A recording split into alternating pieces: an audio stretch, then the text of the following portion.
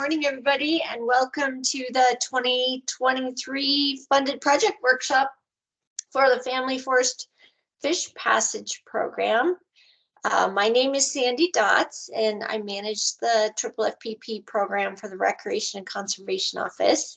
And for those of you who know Dave Caudell, I took over this position for him, and he actually retired yesterday. So he wanted to say hi to everybody, and he's off to enjoy the rest of his unemployed life. So we're happy for Dave. It's been a while since we hosted one of these workshops. I think the last one was 2017. So for those of you that are new to FFFPP, we're going to do our best to touch on all of the important information that you need to know to successfully manage a FFFPP project.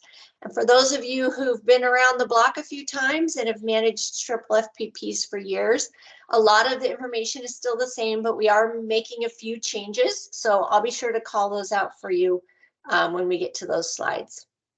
The workshop is being recorded, and I will post it on our website in the next week or so. I'll also send the slides out to all participants as a PDF so that you'll have access to the links that are referenced in the presentation. I also wanted to mention that all of the photos in this presentation, or most of them, are of actual FFFPP projects, and most of these were completed last year. So this is a good opportunity to celebrate all the good work that you all do.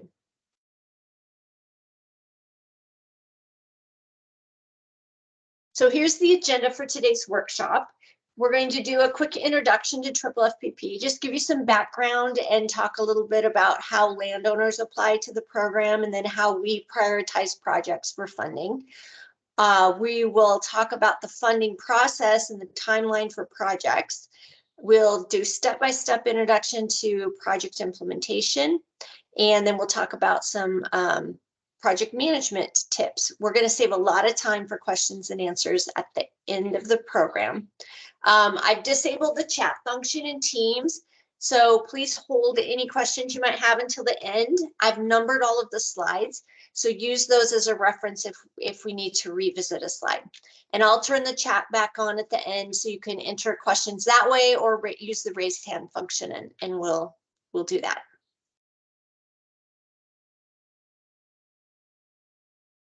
So joining me today are the other members of the FFFPP Fish team. We've got Dan Barrett from Fish and Wildlife and Chris Dwight from DNR, and they have their cameras on right now.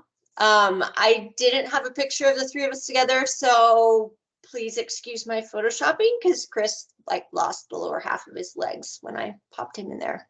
So we'll make sure and get a picture of each other together at some point here in the future. Dan and Chris, if you guys would like to introduce yourselves and tell everyone what your role is on the fish team, that would be great. And let's start with Chris. Hi there. So my name is Chris Dwight. I work for the Department of Natural Resources. I've been there about a year, and then previously was with Fish and Wildlife for 10 years, around 10 years, doing fish passage work. So excited to be working with everybody. And yes, great Photoshop job, Sandy. Thanks. If it wasn't for the feet, you wouldn't even know. Yeah, wouldn't even know. And the lost part of your hair there. Yeah. So, yeah, my name is Dan Barrett. I'm with DFW. So I just started with FFFPP about a year ago, almost a year ago now. Prior to that, I had been with the Fish Passage Inventory and Assessment section for about 8 years. I used to be the training coordinator and data manager person. Thanks, Dan. And I'm Sandy Dotz. So I am the grant manager for RCO. I'm also the main point of contact for sponsors on projects.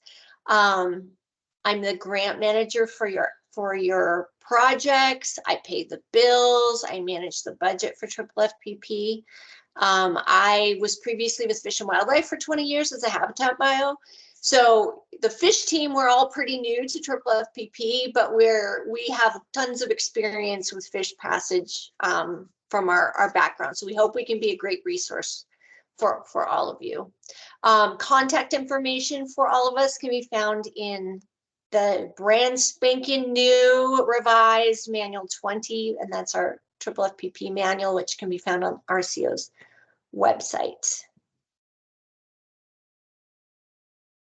So just a little introduction to FFFPP and how it started. So in 1999, in response to multiple listings of salmonids under the Endangered Species Act, Washington State passed legislation commonly referred to as the Forest and Fish Laws. Forest and Fish directed DNR to adopt forest practice rules to protect both fish and water quality. So this included the identification and replacement of fish passage barriers on all private ownerships. So you might have heard of that program. It's called the Road Maintenance and Abandonment Planning Program.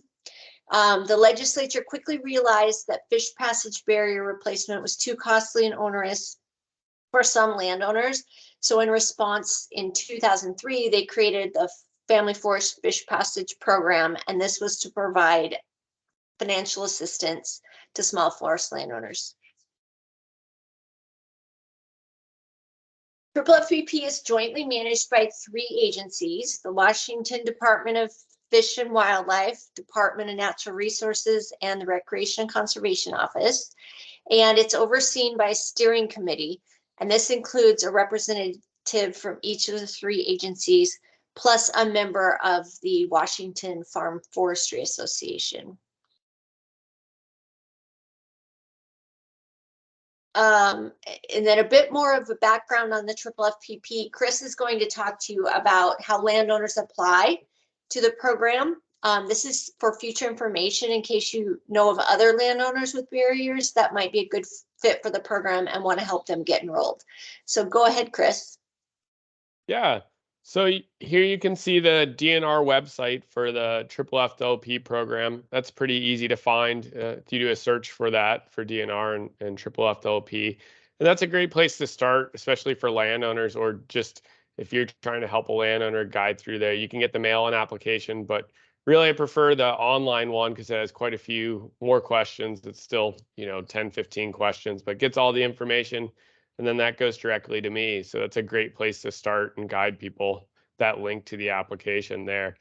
It's really about a page long. So yeah, and then next slide, please. So often thinking about eligibility is really thinking about the intent of the program. And so there's a few things for a requirement. One is to be a private small forest landowner, and that's defined by how much a landowner harvests.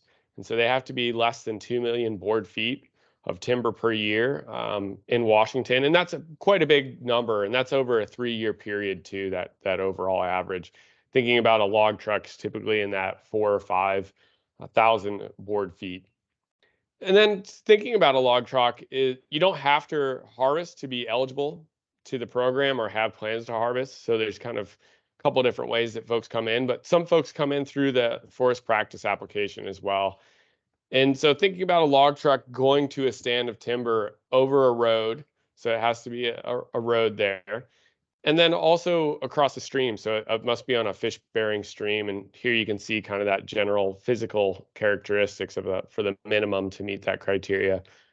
And then also it has to be installed before the 2003 time period there, so before this legislation was created.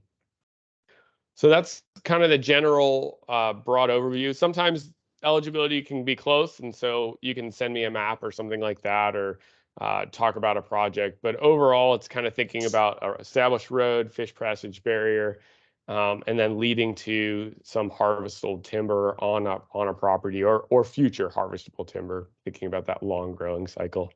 But yeah, that's general eligibility. So quite a few projects can be eligible for the program. And sometimes you even have ownership boundaries as well. So it may be more than one owner kind of owning that exact crossing. But as long as that eligibility and leading to that same property landowner's stream, you're eligible. So yes.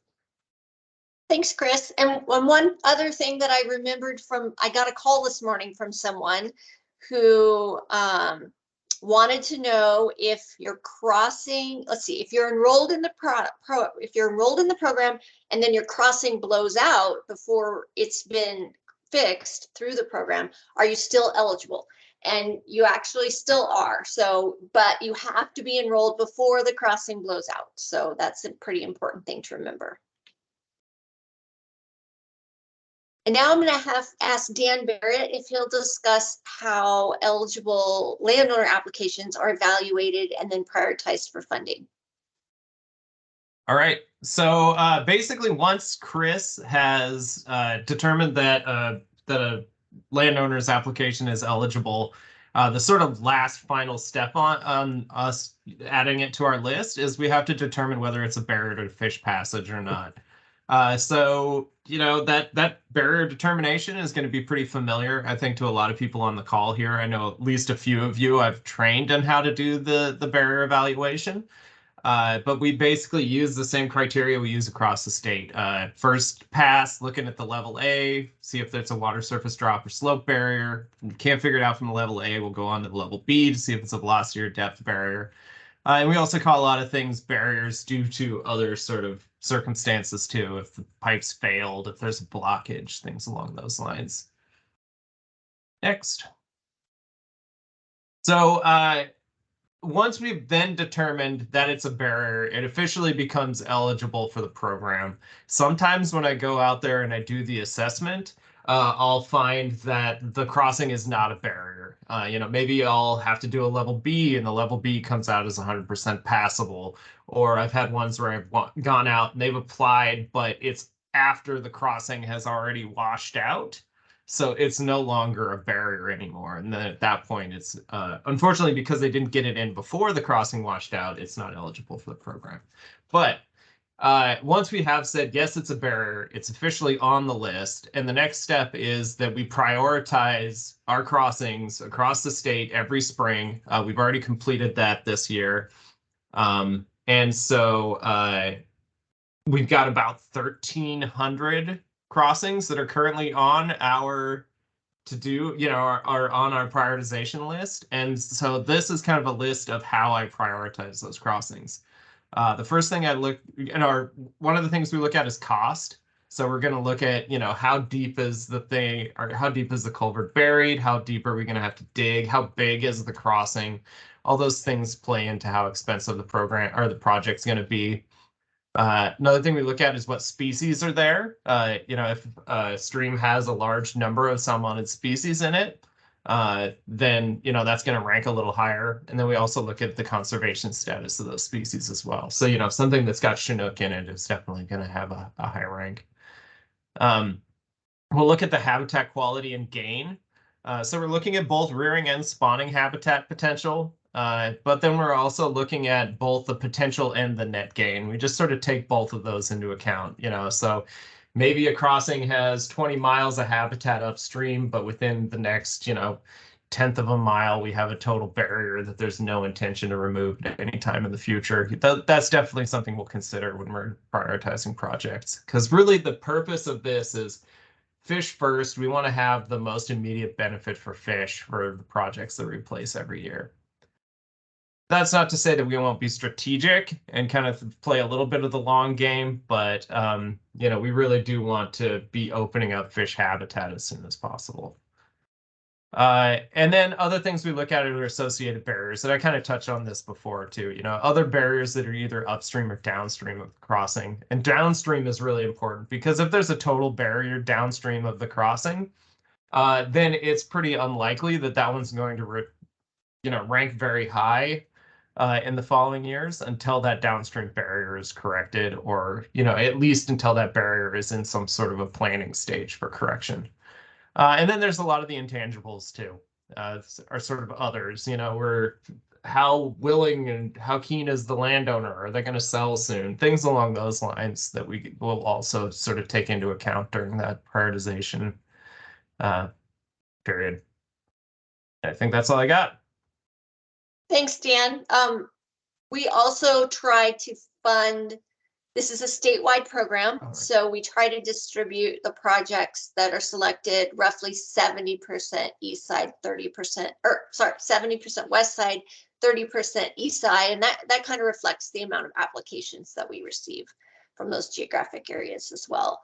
And depending on how much money received from a biennium, we probably fund between 20 and 30 projects per biennium. So it's going to be a while before we knock out all 1,300 that are currently on the list.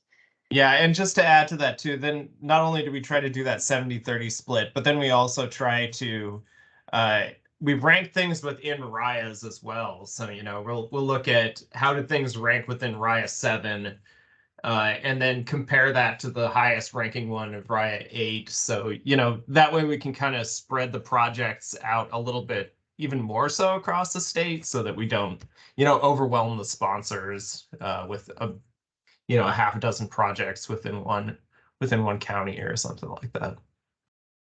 All right, now I'm done. Dan. Okay, thank you.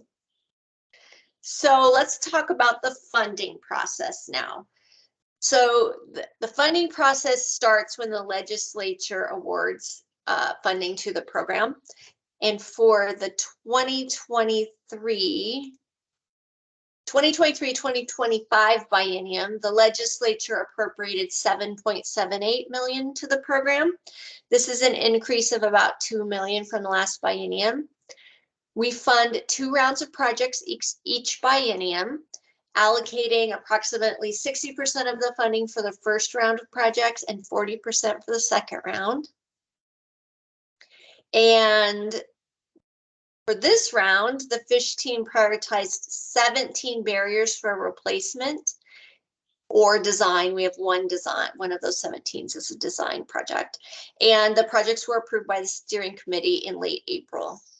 Next in the funding process, we identify a sponsor for each project, and eligible sponsors include conservation districts, tribes, regional fishery enhancement groups, and nonprofit organizations. If an organization, like we mentioned earlier, if an organization helps us identify a barrier for correction and signs up the landowner, we try to give sponsorship of that project to that organization. Excuse me. And we repeat this, excuse me. We repeat this process each spring. So we might be asking some of you to sponsor projects again in the next round. Oh, man. So once a project is approved for funding, I have the funnest job in the world. I get to call them all and tell them they won the lottery, basically. And then I send them out a landowner funded letter. So you all should have received a copy of the landowner funded letter via email. I sent those out a couple weeks ago, along with the landowner's contact information. Now, in some cases, the landowner has a representative that you'll be working with directly. And if that's the case, then I've provided that contact information to you as well. The landowner letter describes whether the landowner is required to provide cost share or not. The cost share is only required if the landowner has harvested merchantable timber within the last 3 years. And Chris Dwight works with the Department of Revenue to make that determination. So cost share for projects on the west side is $5,000. Projects on the east side is $2,000. And cost share for an abandonment and removal project is $500. The difference in cost share from the east side versus the west is really a reflection of timber productivity and timber values in the 2 different geographic areas. Of the 17 projects that were funded this round, only 1 project is requiring cost share. So it's usually pretty rare that we require cost share.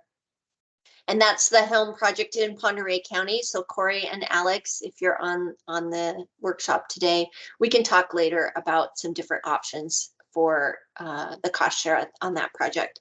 And cost share can be provided as either cash from the landowner or another source or in-kind match.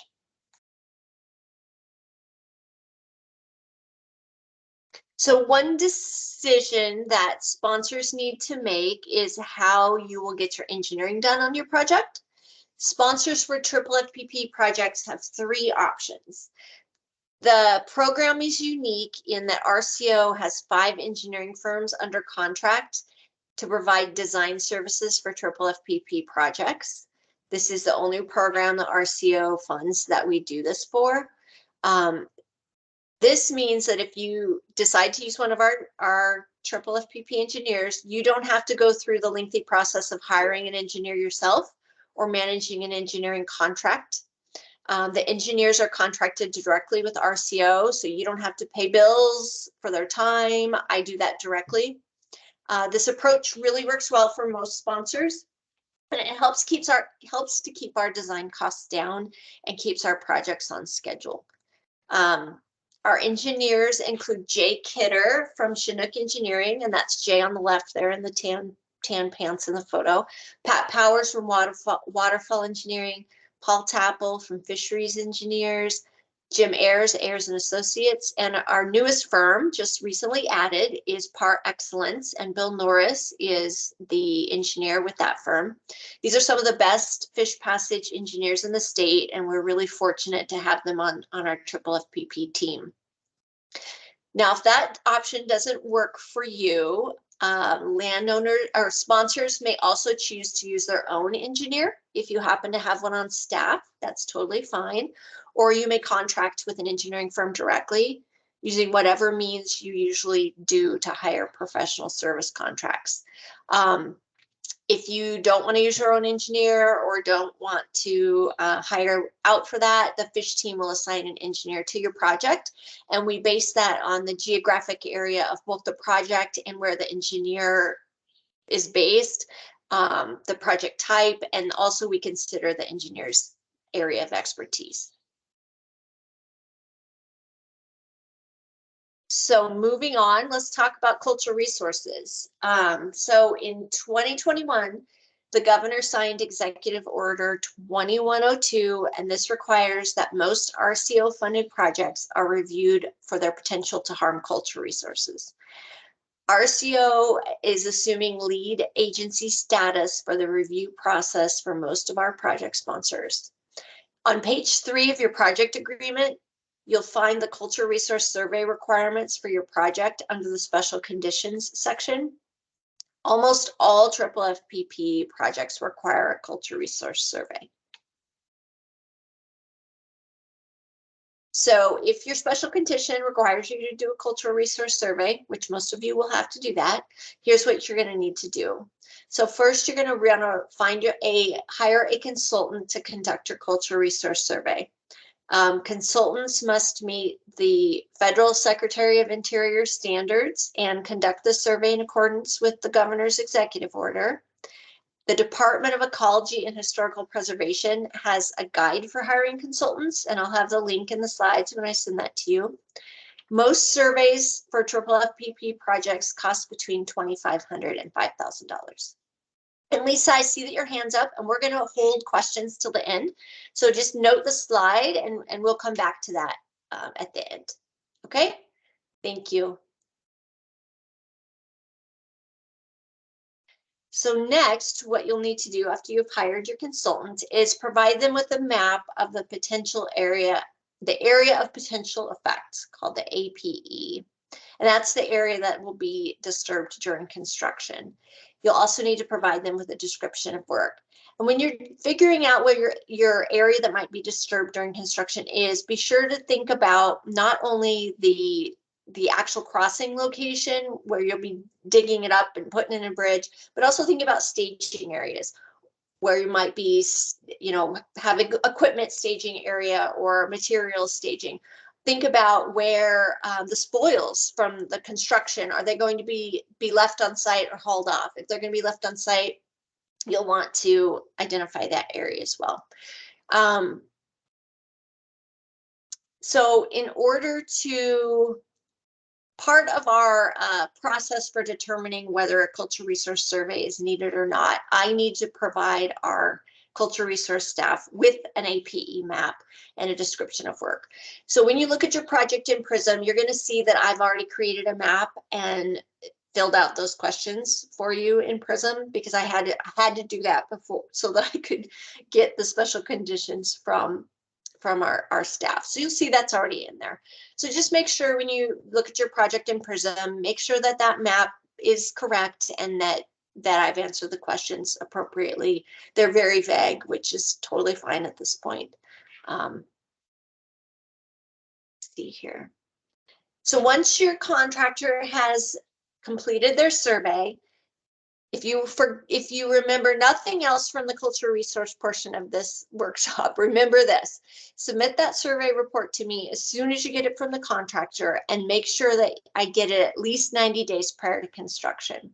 So I have to submit that survey report to our cultural resource staff so they can then send it on to DAP and the tribes for consultation, and that takes at least 90 days. So get that to me just as soon as you can.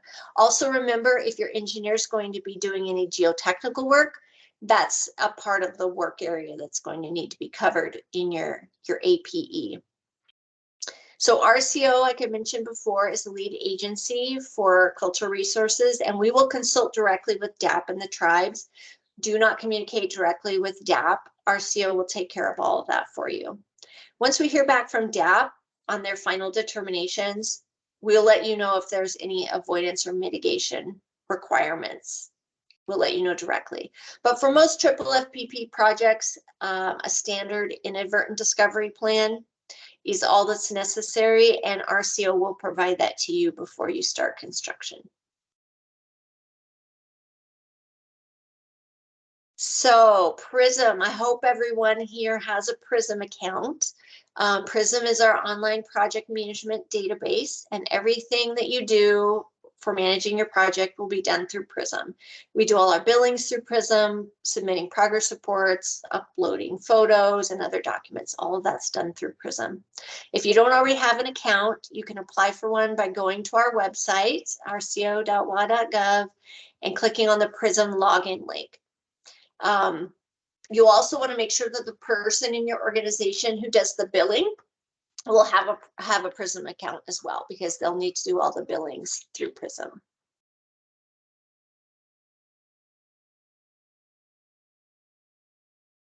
Got something blocking my, okay. For most of this year's projects, we're at the step right now where we're putting your project under agreement. One change that I'm implementing this round is I have completed most of the application for you in Prism already, and I'll let you know via email when I'm done with that. So all you'll need to do at this point really is to review the information, make sure it's correct, and attach a couple of required forms, and we'll talk about that more in the next slides. I'll also ask you to complete a milestone worksheet, and I'll send this to you via email. And that worksheet just identifies dates for achieving major project milestones, such as permitting, completing the cultural resources assessment, hiring a contractor, that sort of thing. And you'll report progress on those milestones when you do your progress reports. As I mentioned earlier, you'll need to upload a couple of required forms to Prism before I can finalize the project agreement and send it to you for signature. The first form is the landowner acknowledgement form, and this form is signed by the landowner, and it demonstrates that they are aware that the project is taking place and who the sponsor is. The landowner received a copy of this form in the mail when I sent their funding letter, so this form shouldn't be a surprise to them. You'll also need to provide an applicant authorization resolution form. This form identifies who in your organization has the authority to apply for project funding, who the day-to-day contact's going to be, who can sign project agreements, and any future amendments that we might have on the project. The form must also be provided before I can issue the project agreement. This form is not used by any of our tribal organizations, so Austin, I will work with you separately on what you'll need to provide instead. And finally, prior to construction, you'll need to provide a signed copy of the landowner agreement. This agreement is between the landowner and the sponsor, and it describes the landowner and sponsor responsibilities during the course of the project, as well as long-term obligations of the landowner for maintaining the crossing after the project is completed. So that form's due before construction. So you can find all three of these forms on RCO's FFFPP website. Again, there's the link, and that'll be included in the slides I send you. Also note above here is the grant manual. So that one is a good one to get familiar with. Okay, so veteran sponsors, if you've fallen asleep, it's time to wake up, because here's something brand new that we're going to do, and I'd like you to be able to know what we're going to do so you're not surprised. So this is a major change that we're implementing for this round of projects, and it's how we're putting our projects under agreement, how and when. So historically, FFFPP didn't enter into project agreements with sponsors until after the engineer had completed a cost estimate. And sometimes that would take 6 to 8 months. So that was pushing us out till, winter or early spring to get a agreement out to you guys. I didn't really like that. I didn't like sponsors having to wait that long, because you can't bill me for your time until you have an agreement. So there's months and months and months of time just piling up. So what we're going to start doing is, I want to get your amendment or your agreement to you just as soon as possible. And how we're going to do that is, as soon as you get those 2 required forms to me, I will issue the agreement. The start date is going to be April 27th. So that's the day that the steering committee approves the projects. So any time that you have spent on your project since April 27th will be eligible to be reimbursed. We ask that you hold off on billing us, though, until July 1st, because we don't really officially have the money in the bank, so to speak, until the biennium starts, which is July 1st. But all of your expenses since April 27th are eligible to be billed. Another significant change we're going to make is that each agreement will initially be funded at around $60,000. So this will be $50,000 for construction, and that should be enough money for you to make a deposit on your structure, your bridge or your culvert. That will be $5,000 for cultural resources. So that means you can go hire your cultural resource person now, and hopefully they can get your survey done this summer instead of waiting, until next spring. And that gives us plenty of time to get it through consultation. We'll throw $500 in there for permitting, which should cover costs for going through DNR for permitting. If it looks like your project's going to go through HPA, we might need to bump that up a little bit, and we can talk about that later. And we'll put $4,500 towards administration.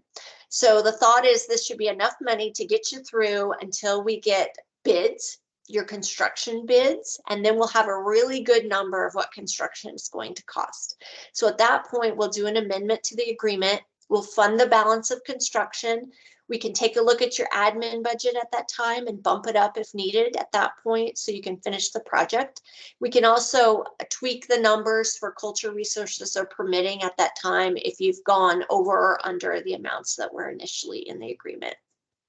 So I'm doing this to hopefully have more accurate agreement amounts and fewer projects asking for cost increases or returning unspent funds from an overestimation.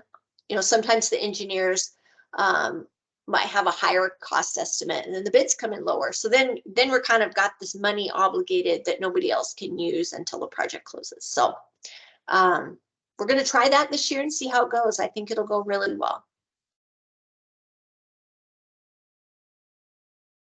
So here is a typical timeline for a FFFPP project. FFFPP has a reputation for being a really cost-effective and efficient program. And program supporters and the legislature really love this program, and we want to keep it that way. So we want to continue to receive funding for the program and maintain that tight timeline. The typical timeline for a FFFPP project is about 18 months, which is way, way, way quicker than a standard surfboard project, which, can go out 3 to 5 years. And the typical schedule looks something like this. So, right now it's May or June 2023. We've funded the projects. We've contacted the landowners. We're starting to work on sponsor agreements with RCO. We've assigned engineers to the projects, or made other arrangements, and we're hoping that all of you are working on getting an initial site visit together with your stakeholders. During the summer and fall, that's the time to do the cultural resource survey. The engineer can get out there and do their survey work. more towards the fall after construction season, the engineers generally start working on the project plans and doing their final cost estimate. And in the fall is a great time to start your permitting once you've gotten your preliminary designs from the engineer.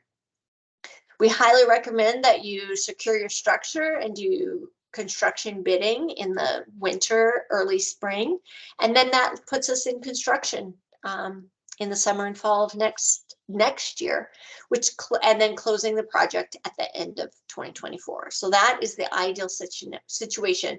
Now, we know there are exceptions. Some projects are just really complicated and might take, longer than others. Some up to 30 months or so, but we like to try to keep the straightforward ones on an 18-month schedule. And I'll review each of these steps here in more detail. So your first job as a project sponsor is to set up an initial site visit. And this should include the landowner, the engineer, the permitting agencies, and a member of the FISH team. The objective of the site visit is to sort of get everyone on the same page about and scope out the project, get all your stakeholders together, go out and look at it, kick the ground, scratch your heads. And this is an opportunity to make initial determinations on things like structure siting and type. You can get an agreement on bankful width because that helps inform the design and structure size. I talk to the landowner, identify any of their concerns, talk to the permitting agencies and figure out if they have any concerns about the project. Also a great time when you have all the permitting agencies there to talk about the permitting pathway and whether the project will go through DNR for a forest practice hydraulic project permit or to Fish and Wildlife for an HPA. And we'll talk a little bit more about that later. This is a good time for the engineer to do their site survey. And they always love a little help. So if you're available and can help them with the survey, that's great. The FISH team, we've prioritized attending these site visits. So please be sure to include us when you're planning your site visit.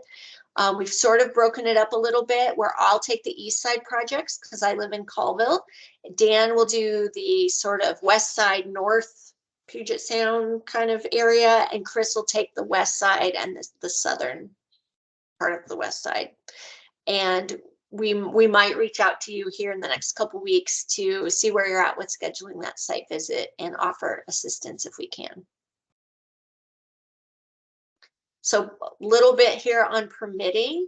The DNR forest practice forester for your area will make the determination if your project can be permitted as a forest practice hydraulic project or FPHP. Most FFFPP projects are permitted with an FPHP, and this is the ideal situation because it's the only permit that's going to be required for the project. No other permits required, none, zero. And the turnaround is super quick and there are no permit fees. So that is just the ideal situation right there. Now, on occasions, and these are rare, the forester might determine that DNR does not have permitting jurisdiction. So when this happens, a hydraulic project approval from Fish and Wildlife is required. And that also triggers the need for compliance with Section 401 and 404 of the Clean Water Act and the permitting requirements of the Army Corps and Department of Ecology. This could also trigger compliance with SEPA and other local or county permits. However, most FFFPP projects should be eligible for permitting as a streamlined fish habitat enhancement project through Fish and Wildlife, which does eliminate the need for SEPA and local permitting. So keep in mind that projects that occur within the bounds of tribal reservation land may have additional permitting requirements, so be aware of that.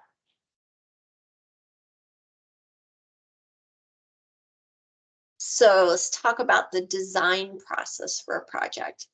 Since most projects are permitted through DNR via the Forest Practices Hydraulic Project, project designs must also include elements of the DNR FPHP checklist. It's the project engineer's job to provide you with all the necessary information required by the checklist so that you won't have any problems going through the permit process with DNR. And that checklist can be found on DNR's website, which I'll include in the slides. Also, all FFFPP projects must be designed to meet Fish and Wildlife's water crossing design guidelines. This document can be found on Fish and Wildlife's website. Eligible project types for FFFPP include bridges, culverts, and removal and abandonment. In very unique and rare situations, we are okay with fords, but this is extremely rare and it's not our preference. Our favorite type of project, of course, is a removal and abandonment. For obvious reasons, those projects cost a lot less than bridges and culverts. Unfortunately, not a lot of landowners are interested in giving up their crossing, but we do, Chris always asks them when he makes contact with them after we've determined eligibility. We do always ask. 90% of our FFFPP projects are bridges. So regardless of whether you use a FFFPP engineer or hire your own, the following deliverables are required from the engineer. So, and we will review each of these in more detail.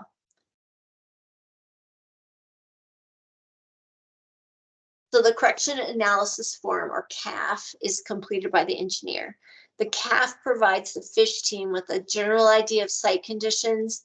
They gave us 2 or 3 options for a replacement and identify the option which is preferred by the engineer and sometimes the landowner. The CAF also provides a rough cost estimate. The CAF is submitted to the fish team for approval. And once we approve it and pick a replacement option, then the engineer and sponsor can move forward on project design. The engineer will also provide you with permit-ready drawings or preliminary drawings. If any changes are necessary due to the permitting process, then the engineer will incorporate those into the final designs and specs for you. Be sure to keep the engineer in the loop on any permitting issues that come up. The engineer will provide a final cost estimate showing a breakdown of costs for construction, as well as engineering, admin, permitting, and any geotechnical work. Geotechnical work is the responsibility of the engineer, and they will bill RCO directly for this. Typically, engineering costs on a project run 10 to 12% of construction, and admin is somewhere in the 7 to 10% range. And don't forget sales tax. Make sure that's on your cost estimate because that's always a big chunk of change. The engineer can help you put together a bid solicitation packet for your construction contract. You'll need to decide if you want to purchase the structure, your bridge or culvert, yourself, or include it in that construction contract. Most sponsors choose to secure the structure, particularly bridges themselves, and bid that item separately from the construction contract. Or you can purchase the bridge and then have your construction contractor take responsibility for storage and delivery. That's a pretty good way to do it. It's usually most cost effective to purchase the structure yourself because it prevents the construction contractor from inflating the price of the structure in their bid, and that usually saves the project 10 to 20% of the structure cost. Generally, bridge manufacturers require a deposit to secure the structure. And this is an eligible expense in your grant agreement, and you can request a cost advance to cover the deposit if you don't have that kind of cash on hand and don't want to wait for a reimbursement on that. In the last couple years, we've noticed a real slowdown in bridge manufacturing. I mean, it's getting really real now. Currently, bridge orders are at 12 to 18 months out for delivery. So gone are those days when you could order a bridge in the spring and expect it to be delivered for the summer work window. It just isn't happening anymore. So as soon as you know what size of structure you'll need for your project, we encourage you to put a deposit on that and secure a delivery date. And your engineer can help you with that. So as I mentioned before, we highly recommend that you shoot for a late winter, early spring for going out to bids for your construction. you'll receive the most competitive bids, and you're more likely to receive your structure in time for the construction work window as well. So now moving on to the fun stuff, project management. Your paperwork's done finally, and you're ready to get out there and implement your project. So here's some things to think about beforehand. So have a conversation with your engineer early on and determine what role each of you is going to play during construction. FFFPP engineers may observe and review the construction contractor for performance and confirmation with the designs and specs, but they do not directly manage the project. That is your responsibility. So make sure you have a conversation with them about that before starting the project. If this is your first time managing a project or you're working with an unfamiliar contractor, we recommend that you're on site as much as possible. It's a great learning opportunity, and you can get more familiar with that contractor. If you're working with an experienced contractor and are comfortable and familiar with their work, maybe you don't need to be on site as often. There's really no right or wrong way to do this, but ultimately it is the responsibility of the sponsor to ensure that the project is implemented per the plans and the permits. So check in with your engineer early and often to avoid any possible problems. So what if something goes wrong during construction? I was a project manager for a long time, and things always happen, for sure. One of my worst things, I'll just let you know, one of my worst things was removing a dam in Pend Oreille County. Huge project. We had 1,200 feet of channel dewatered, and we got a big thunderstorm in the middle of the night, and it overtopped our dewatering. We had water everywhere. We had fish floating around places they shouldn't be. So things happen all the time. So if things happen to you, be sure to contact your forest practice forester or your habitat bio and your engineer. Contact them as soon as possible. Let them know what's going on. You should also let me know if that something that went wrong is going to cause a delay in the project or cost more money, because we might need to amend your contract. So after your project is completed, in the fall following construction, the FISH team will meet with you on site and we'll conduct our final project inspection. This is required before I can pay the final bill and close the project. This is a great chance to talk about how the project went. We'll check in with you on how the engineer situation worked for you, and we'll talk about lessons learned. We always encourage you to include the landowner on the site visit. It's always a nice celebration. Most landowners are so excited about their new crossing. And Darren Barrett will, while he's out there, he'll collect any necessary information needed to update Fish and Wildlife's statewide fish passage database. So things happen during projects, and sometimes you'll need a little more money or a little more time to get the project done. So contact me as soon as possible when you anticipate changes to either the cost or the completion date, because I might need to amend your agreement with RCO. We're hoping that by waiting to fund the construction portion of the agreement until after you've received bids, that will reduce the number of cost increase amendments, because that was always a problem. We would get the bids and then we'd have to amend the contracts. Once your project is completed and we've done the final inspection, then it's time to start wrapping things up on the paperwork end of things. So within 90 days of your agreement end date, you'll need to submit your final bill and complete your final project report in PRISM.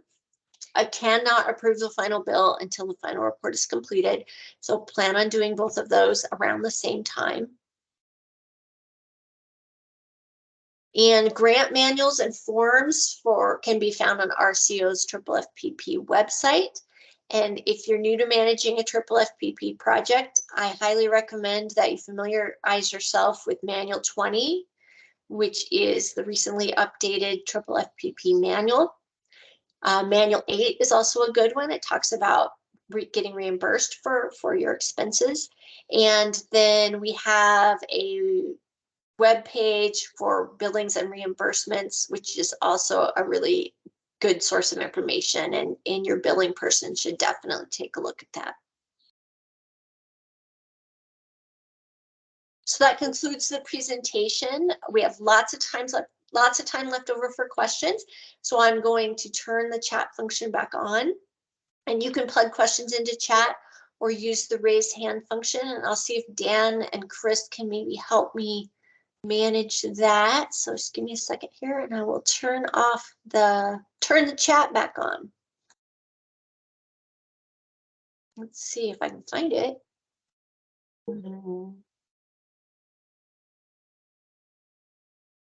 Okay, there we go.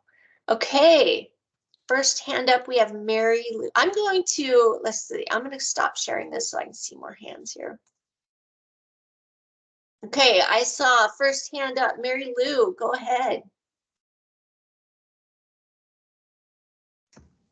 If somebody has side-by-side culverts and one was there prior to 2003 and one was installed more recently, but it's still a barrier site, is that an eligible project?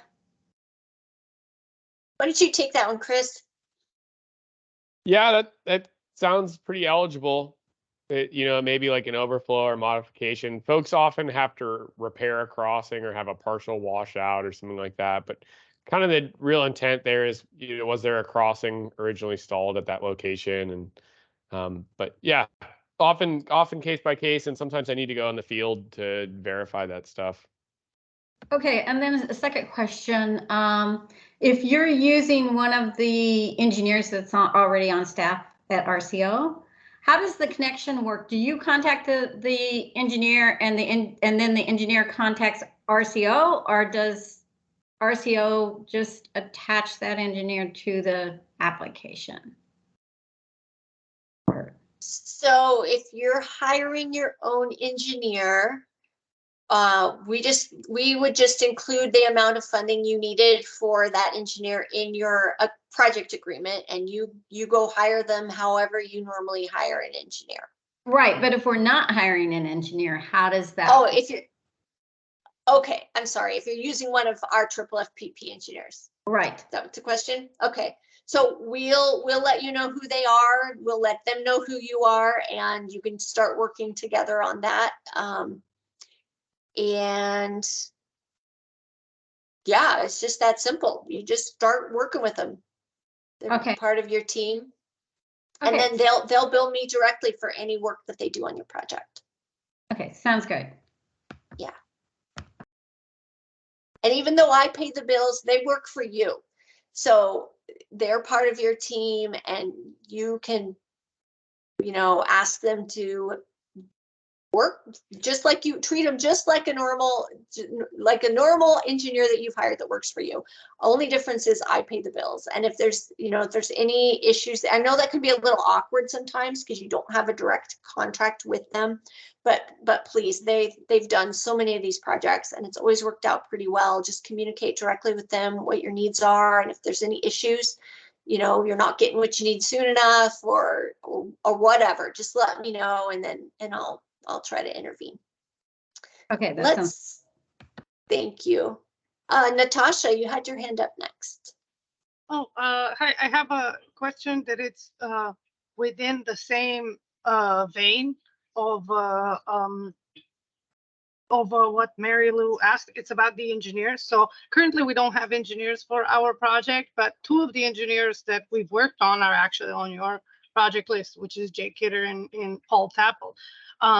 I know you guys designate them to work with, but if we prefer one of them, can we contact you so you designate one of them for us, or they're just purely based on location to work with? We were planning to go to bid for the engineer, because we've worked with both of them before, we were assuming that it's going to be one of them that will take on these projects. I mean, they're very competitive, and we have great rates. So if we want to work with either or one of them, can we request for that engineer to be assigned to us, or this is just purely upon what you guys decide? So we have the 5 engineers and 20 projects or whatever across the state, and we have to also manage how many projects each engineer has, so we don't overwhelm one or the other. So we try to distribute the workload across the engineers. Now for your project, it's kind of unique because you're getting money for a triple FPP, but you also for 2 triple FPPs, but you also have a project that's funded by NOAA that's downstream. And my understanding is you were going to lump all 3 together and have one engineer work on all of them. So I think for the case of your 3 projects, it would be best if you went out to bid for engineers or went out to RFQ for engineers. And if Jay or Paul, want to throw their names in the hat for that, you can certainly hire them. And that's just totally separate from the triple FPP process. And so we wouldn't assign an engineer in that case. You would just procure them through the way you normally would. And I think the reason it's would happen for this particular project is because you have that 3rd NOAA project kind of lumped in with them. Yeah, Are you talking and about this, oh, sorry. I was just wondering, to clarify the question, is this kind of like a for future reference kind of a question? yeah, kind of like if we are, also because this hopefully will not be the last project we work on triple FPP. If we do have a preference for an engineer in the area that we work with, can we request that one once we are assigned as a sponsor, or you just assign them by location? So yes.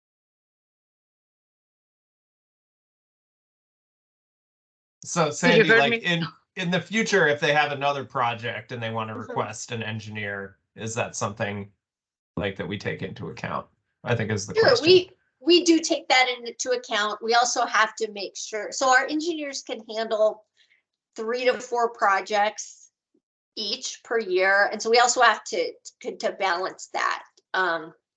So we'll definitely take that into account if someone has a preference, and we've done that already on some projects. I had someone call me and they're like, "Oh, can we please have this engineer?" So we made it work out, but yeah, if you let us know as soon as you can, we can do our best on that.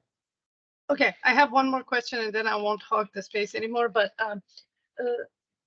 because you seem to be working in like 2 parts, first assign some funds and then you sign an agreement. For our process, and this is specific to us, probably the best way to get through the process is to have one agreement all throughout. So we can't necessarily get money, wait for the designs, then get money for construction.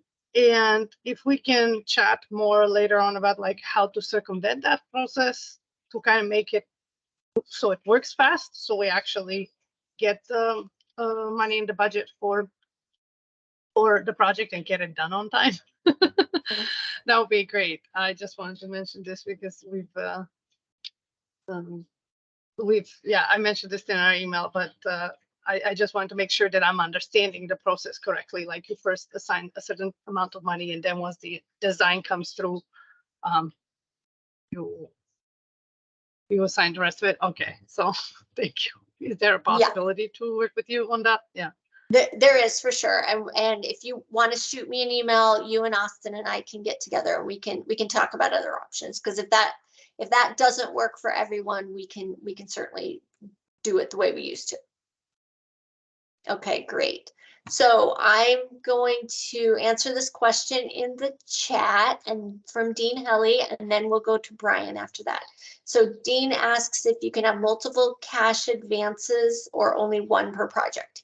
Yes, you can have as many cash advances as you need. You have to pay back your cash advance.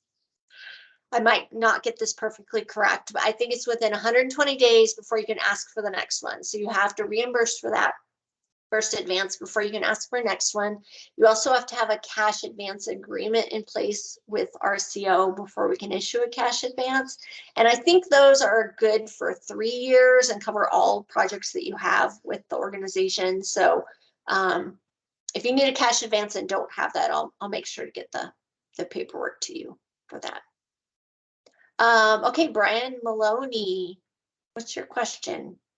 Yeah, thanks team for the workshop. My question was just about timing on whether it's a FH, the forest practice hydraulic permit or the HPA, because that would change whether I invite the local HPA fish bio to the site visit. So does that decision occur before or after that site visit?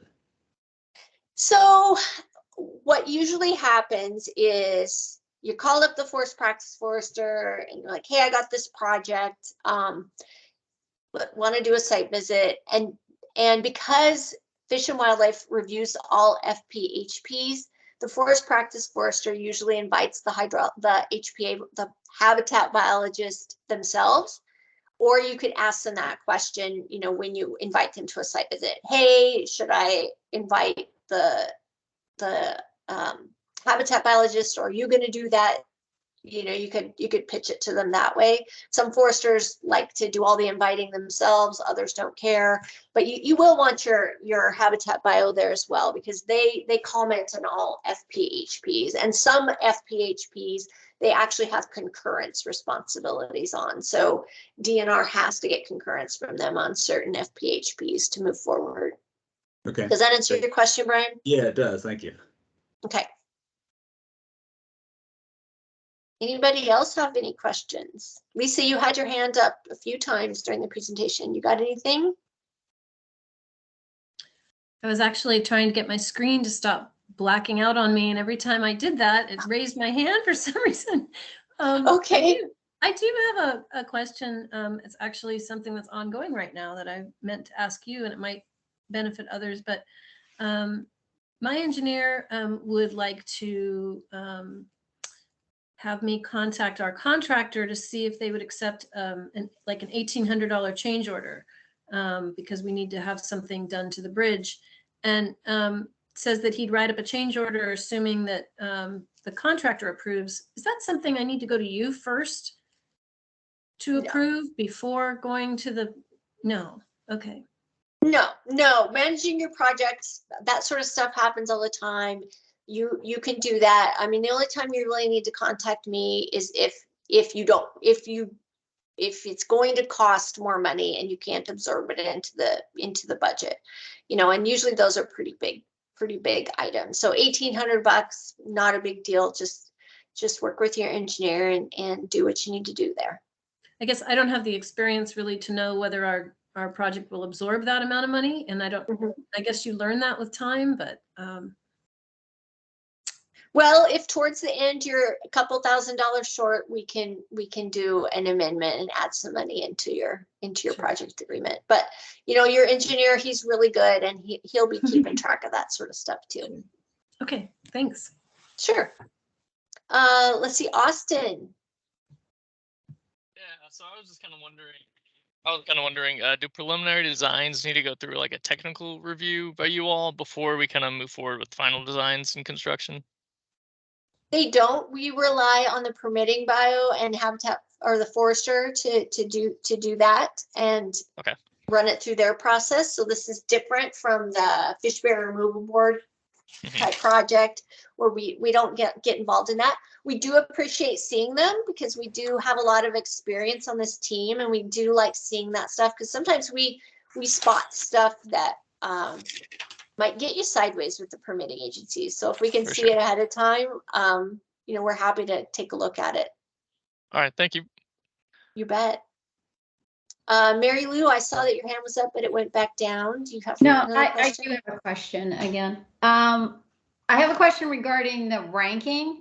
So if you have a project that is a little further up in the system, but it builds on maybe 2 other projects that's been done, so the habitat gain isn't as much because it's the next one up, does that get considered in the ranking process or not? Yeah, absolutely. I mean, we're trying to. We don't like to, especially we don't like to leave stranded investments. So if you've got one that's downstream, then that's definitely a biggie.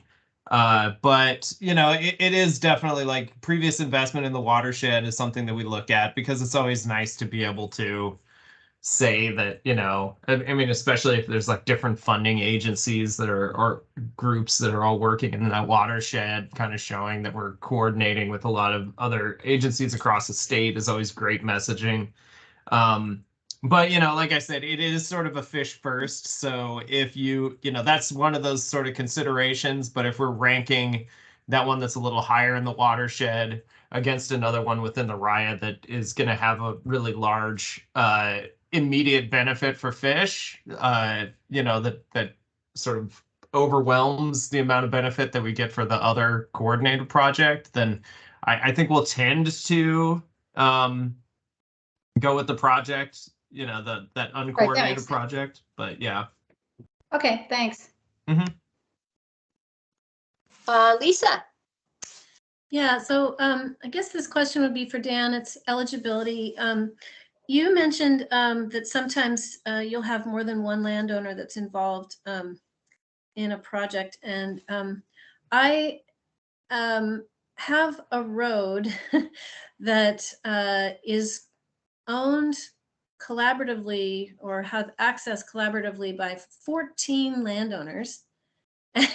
And it is running through the middle of our marsh that we are trying to restore. It's where the stream comes into the marsh.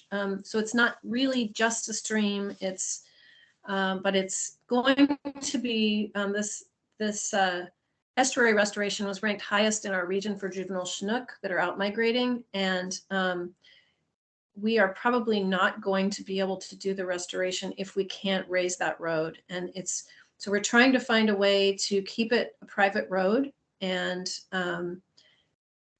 raise it up. It has two 6-inch culverts that are completely clogged by reed canary right now. And so a triple FPP sounds like it would be perfect, but I don't know if it's if that would be eligible, given that it's not right in the stream. It's more in the marsh where the stream comes into the marsh.